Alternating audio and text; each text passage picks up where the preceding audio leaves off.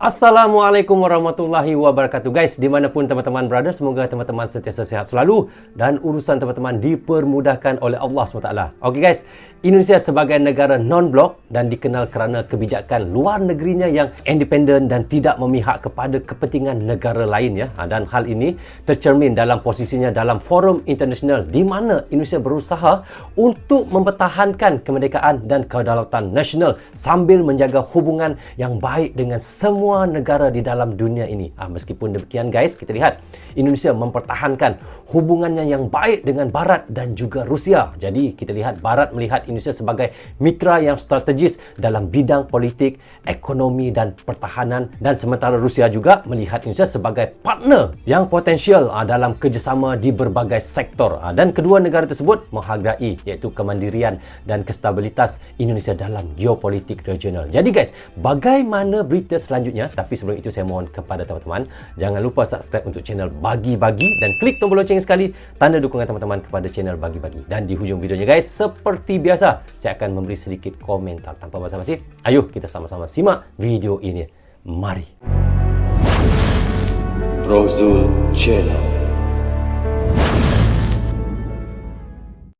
Dua negara yang membuat Amerika Serikat takut bila mereka bersekutu dengan Rusia. Salah satunya Indonesia. Wow, takut ya Sahabat Amerika? Bagi-Bagi, pada saat ormas-ormas dunia mau ribut, hal pertama yang dilakukan mereka adalah menghimpun sekutu. Karena sekutu yang besar akan membuat laju rantai ekonomi dan militer bisa berjalan dengan baik pada saat bertempur. Ya, benar Karena juga ya guys. dalam pertempuran, sumber daya adalah poinnya. Contohnya, seperti ormas NATO yang bisa menghimpun sekutunya untuk mengembargo ekonomi Rusia dan mengirim banyak pasukan dari berbagai anggota di Norwegia dan Skotlandia. Begitu juga dengan Rusia, walaupun di tengah ancaman embargo ekonomi, Rusia masih bisa bertahan melalui hubungan-hubungan baik dengan negara-negara yang dekat dengannya. Ya, terutamanya kita lihat Rusia ni paling dekat dengannya adalah China guys. China. Itulah kita lihat yang paling dekat dengan Rusia ini ya. Tapi walaupun kita lihat, kalau kita lihat di dalam NATO ini ada banyak negara-negara barat, terutamanya Amerika Serikat, tetapi Rusia ini tidak cut ya. Dia tidak takut ya guys dengan adanya Amerika di dalam NATO itu. Malahan kita lihat NATO lagi yang cut dengan mereka. Itu yang saya agak hairan guys. Agak hairan juga saya. Kenapa NATO harus takut dengan Rusia ini? Jadi kerana kita pun tahu juga Rusia ini adalah antara yang terkuat nombor 2 di dalam dunia kekuatan militernya. Tetapi di belakang Rusia ini ada banyak ya negara-negara yang mendukungnya guys. Terutamanya kita lihat ada China, lepas tu ada Korea, Korea Utara ya, dan banyak lagi negara-negara lain, dan katanya termasuk juga Indonesia. Adakah benar guys Indonesia termasuk di dalam Rusia ini? Kalau kita tahu Indonesia ini adalah negara non-blok, dia tidak mendukung mana-mana. Jadi ayo kita lanjut bagaimana guys. Misalnya China yang mau dan menerima sumber energi Rusia seperti gas dan minyaknya. Karena China adalah negara pengkonsumsi energi terbesar tanpa adanya sumber daya alam energi dari perut buminya. China Sebentar. China negara yang besar begitu, tetapi tidak ada sumber daya alam ya. Ya, kalau kita lihat di China tiada sawit, tiada getah, apa lagi? Biji timah, apa lagi yang dia tiada ya? Banyak lagi yang dia tiada guys ya. Tetapi yang herannya, tapi dia boleh maju guys. Itu yang hebatnya juga China ini. Itu yang kita heran ya. Jadi teman-teman bisa komen lagi di bawah komentar. Apa lagi yang China tiada di negaranya guys. Dan ia banyak memerlukan pertolongan daripada negara-negara lain, terutamanya juga ia meminta bantuan daripada Indonesia ya untuk sumber-sumber bahan mentahnya guys. Dengan tangan terbuka ekspor gas dan minyak Rusia dengan harga yang lebih murah daripada Uni Emirat Arab pada saat ini. Dan India yang mau menerima minyak goreng dari bunga matahari Rusia yang jelas lebih murah dari harga dunia pada saat ini yang sedang membumbung tinggi akibat stop ekspor dari dua negara yang sedang bertikai ini. Karena sejatinya Rusia dan Ukraina adalah negara penghasil minyak bunga matahari terbesar di dunia setelah gandumnya. Maknanya Ukraina dengan Rusia ini antara negara yang terbesar yang mengeluarkan minyak daripada minyak goreng daripada bunga matahari guys. Tetapi kalau kita lihat di dalam dunia ini, pengeluar minyak goreng terbesar adalah Indonesia daripada kelapa sawit ya. Dan baru Malaysia. Tetapi itulah kita lihat bagaimana Rusia ini dan Ukraina ini dapat menjadikan itu bunga matahari sebagai minyak goreng ya. Itu saya tidak pernah terfikir sebenarnya guys. Ya, tidak pernah terfikir ya, bunga matahari itu bisa mengeluarkan minyak goreng ya. Okey, kita ulang ya. Negara yang sedang bertikai ini. Karena sejatinya Rusia dan Ukraina adalah negara penghasil minyak bunga matahari terbesar di dunia setelah gandumnya. Dan inilah salah satu yang masih membuat Rusia bertahan dari embargo Barat, karena masih banyak negara-negara dari dunia netral yang mau menerima produk mereka walaupun dipelototin oleh ormas NATO. Sahabat bagi-bagi, inilah dua negara yang sedang dipantau oleh NATO bila sewaktu-waktu mendukung Rusia dan akan merubah peta peperangan. Yang pertama, India. Oh, India. Yang India dipantau adalah oleh negara NATO ya. yang berada di wilayah Asia Selatan yang memiliki luas total 3,28 juta kilometer persegi dan memiliki jumlah penduduk sekitar 1,3 miliar jiwa, nomor 2 setelah Tiongkok. Data ini diambil pada tahun 2020. Tentu India bukanlah negara kaleng-kaleng bila dijadikan musuh. Secara kekuatan tempur India meningkat pesat 10 tahun belakangan ini dengan memiliki kapal induk dan kapal selam berkekuatan hulu ledak nuklir. Ya, kalau kita lihat nombor 1 kekuatan militer adalah Amerika Serikat, AS ya. 2 Rusia, 3 China ya. 4 India guys ya. Jadi sebab itu kita lihat NATO agak takut jika India ini bergabung dengan Rusia ya. Kerana kekuatan militer India ni bukan kaleng-kaleng ya. Kerana itu dia nombor 4 di dalam dunia kekuatannya guys ya. Jadi salah satu negara yang ditakut oleh NATO berartinya India untuk bergabung dengan iaitu Rusia itu ya. Dengan jumlah penduduk yang melebihi 1 miliar ini, bayangkan dampak ekonomi dan militer bila bertubrukan dengan negara sahrukan ini. Bahkan India beberapa tahun belakangan ini berani bersih tegang secara militer dengan China pasca sengketa di perbatasan daratan tinggi Golan. Siapa sih di Asia yang berani menantang China sekarang? Cuma India. Dahulu, India adalah negara netral pasca merdeka dari Inggris. Tetapi sejak melesatnya Tiongkok menjadi negara raksasa, India dibentuk oleh Barat untuk menjadi negara penyeimbang kawasan agar Tiongkok sedikit hati-hati dalam bertindak. Karena kalau bertempur dengan India, cukup akan menguras cadangan militer dan energinya. Maka Barat dapat dengan santainya menyelesaikan China sambil menyanyikan Caya Caya Caya. Tetapi kedekatan India dengan Rusia membuat blok Barat pelongo-pelongo sejak Rusia bekerja sama dalam teknologi rudal BrahMos dan pemasok minyak goreng sunflower-nya Rusia. Kedekatan itu mengagetkan Barat, apalagi pasca abstennya sikap India terhadap konflik Ukraina. Sikap Barat pun langsung simpulnya dan tunjuk langsung India telah membelot. Maka Barat akhirnya membuat isu yang berbeda seperti isu Laut Cina Selatan. Konflik Laut Cina Selatan sengaja dipelihara oleh Barat untuk memposisikan China sebagai bahaya yang harus diwaspadai bersama. Demi membangun opini ini, Barat pun menyiapkan kapal-kapal tempurnya untuk mendukung negara-negara yang berkonflik dengan China di Laut Cina Selatan. Itu sebabnya. Dan karena strategi dengan sandi one ship one enemy ini, banyak negara-negara di Asia, khususnya yang memiliki zona Laut Cina Selatan, mau tidak mau akan bersama NATO. Karena analoginya, mereka memiliki masalah yang sama, yaitu China. Ini adalah teori satu kepentingan. Musuh dari musuhmu adalah kawanmu. Bisa kita lihat Vietnam yang memiliki paham garis kiri seperti China dan Rusia, kini menantang kakak-kakaknya sendiri akibat konflik Laut Cina Selatan. Sahabat bagi-bagi, bukan hanya India yang ditakuti oleh Barat memihak faksi sebelah dalam kata kutip Rusia dan China. Indonesia pun sudah ditarget agar hubungan baik ke faksi kiri menjauh. Amerika melihat saat Indonesia... Berarti sekarang ini NATO ataupun Amerika memang sangat takut jika India bergabung dengan Rusia sebab dia tahu kekuatan India itu memang bukan kaleng-kaleng seperti yang saya katakan tadi ya. Dan nombor 2-nya adalah Indonesia, guys. Sebab apa? Sebab apa yang ditakutkan sangat Indonesia kalau bergabung dengan Rusia itu, guys? Sini kita ulang sedikit agar ya. hubungan baik ke faksi kiri menjauh. Amerika melihat saat Indonesia menolak Selat Melaka menjadi center checkpointnya militer Amerika Serikat, maka dibuatlah Indonesia harus ikut terlibat dalam konflik Laut Cina Selatan. Setidaknya akan menjadi isu yang sangat sensitif antara pemimpin Indonesia dan reaksi rakyat Indonesia pada batas kedaulatan, di mana saat itu pemimpin kita yang akrab dengan China akan menjaga sedikit langkahnya karena isu Natuna. Sahabat bagi-bagi, Indonesia juga termasuk negara yang paling ditakuti oleh Barat bila bergabung dengan Rusia dan China. Amerika sangat melihat jelas Takut, ya? Indonesia dari sisi politik dan story memiliki hubungan yang baik pada blok anti-NATO. Dari era Soekarno yang sangat menentang sistem Barat dan menjadi salah satu dukungan pengaruh Soviet di Asia untuk melawan blok sekutu dan menandingi FPDA di kawasan Asia Tenggara, walau akhirnya dilemahkan oleh presiden-presiden berikutnya yang mendukung Barat.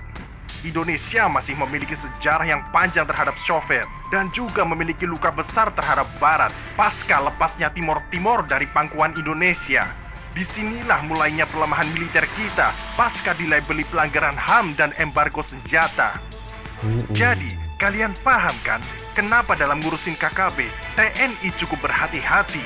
Bisa saja dalam sehari KKB rata oleh TNI dan alutsista kita. Benar? Tapi, apakah kalian tahu siapa di belakang KKB? Ya, itu lagi. Australia, adiknya Britania Raya dan Amerika. Di belakangnya KKB itu adalah Australia, guys. Kerana itu TNI harus berhati-hati untuk menyelesaikan masalah itu di KKB sana ya.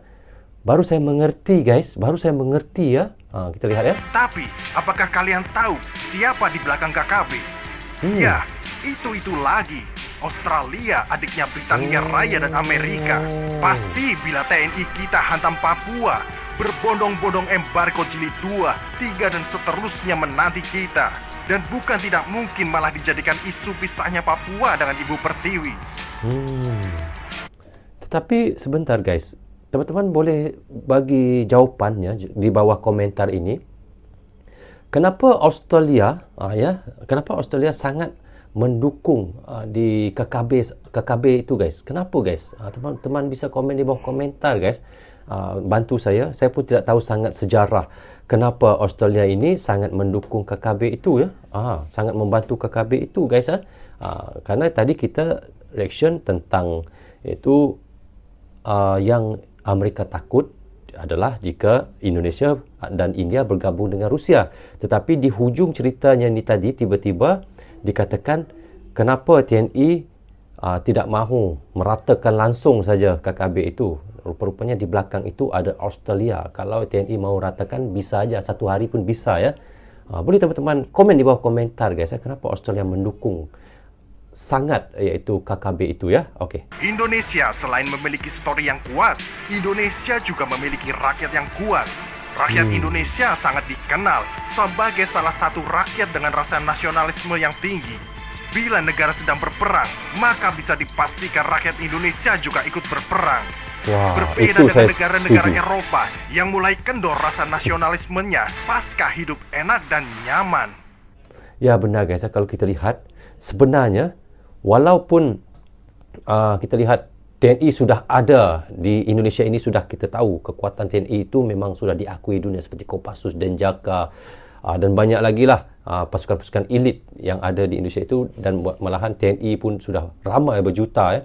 Tetapi kita lihat 280 juta rakyat Indonesia itu adalah sebenarnya tenteranya adalah rakyatnya sendiri yang kuat ya.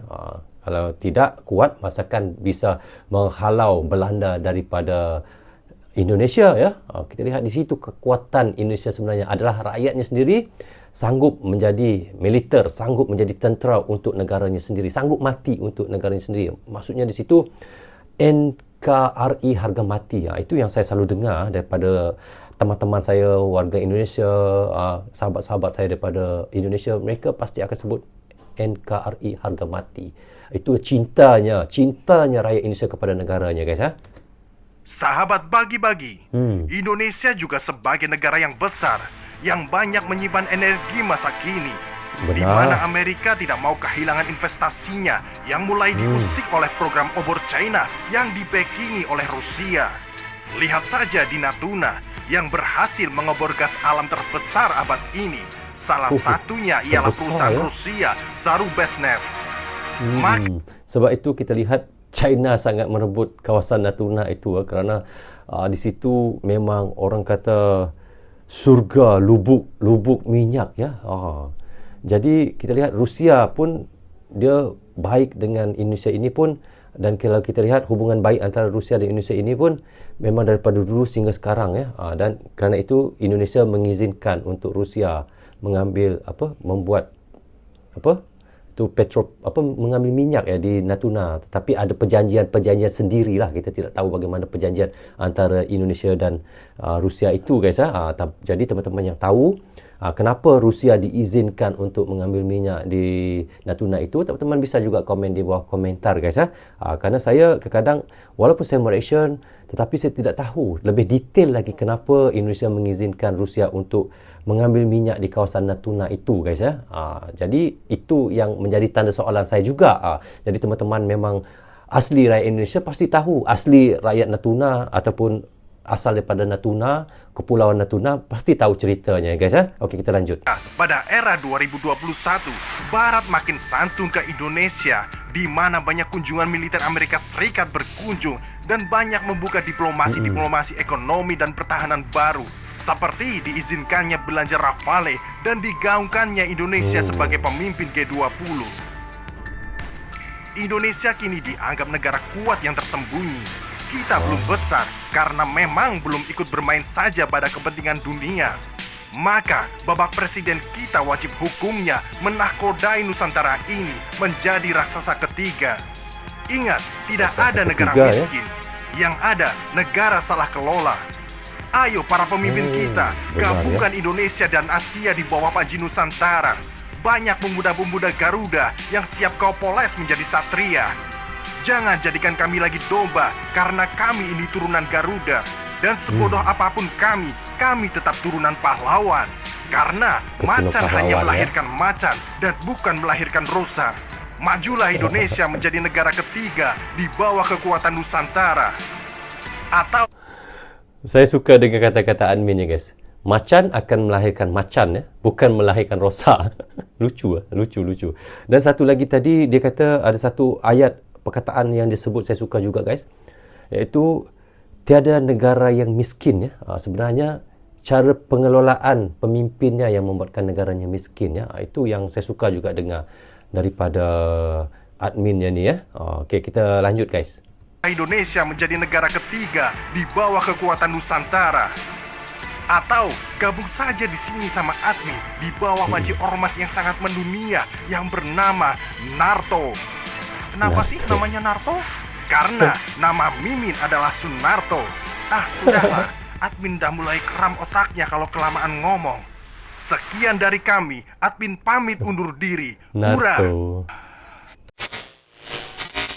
Okey guys, dari apa yang sudah kita tonton dan reactionkan tadi, dikabarkan iaitu negara G2 dan termasuk negara Indonesia membuat Amerika Serikat khawatir jika bersekutu dengan Rusia, dan dikabarkannya guys, organisasi di seluruh dunia cenderung menghimpun sekutu saat menghadapi ketegangan. Dari apa yang kita reactionkan tadi, yang kita lihat Rusia tetap bertahan melalui hubungannya dengan China. Bukan itu saja, dan kita lihat sendiri bahawa India juga menerima ekspor minyak dari Rusia dengan harga lebih murah dari pasaran dunia guys. Itu sangat luar biasa ya yang Rusia beri kepada India, dan oleh kerana kedekatan India dengan Rusia menimbulkan kekhawatiran di barat.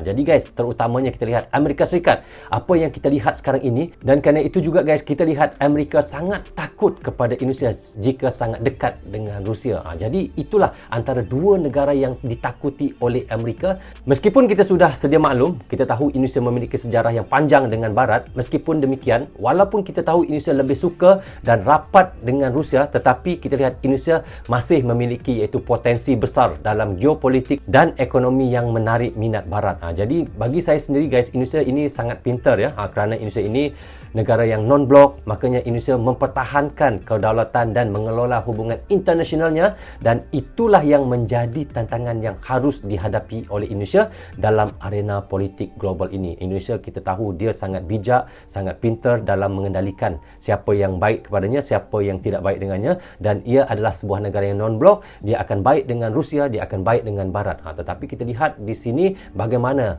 Amerika sangat takut bila melihat Indonesia sangat rapat dengan Rusia. Jadi berbagai-bagai ragam dan berbagai rupa yang kita lihat bagaimana mereka untuk menjaga satu pihak ke satu pihak. Tetapi kita lihat Indonesia memainkan peran yang sangat bijak sekali untuk menjaga kedua hati, iaitu menjaga hati Barat, menjaga hati Rusia. Itulah hebatnya Indonesia. Jadi guys, bagaimana pandangan teman-teman? Teman-teman bisa komen di bawah komentar ini. Jadi rasanya sampai di sini saja untuk reaction kita kali ini. Apa pun saya ucapkan terima kasih kepada anda yang sentiasa menonton Brozo Channel daripada dulu hingga sekarang. Dan bagi teman-teman yang baru saja hadir, jangan lupa klik butang subscribe dan klik tombol loceng, tanda dukungan teman-teman kepada Brozo Channel. Yang baik semuanya datang daripada Allah SWT. Yang salah dan silap datangnya daripada saya sendiri. Assalamualaikum. Goodbye. Bye-bye.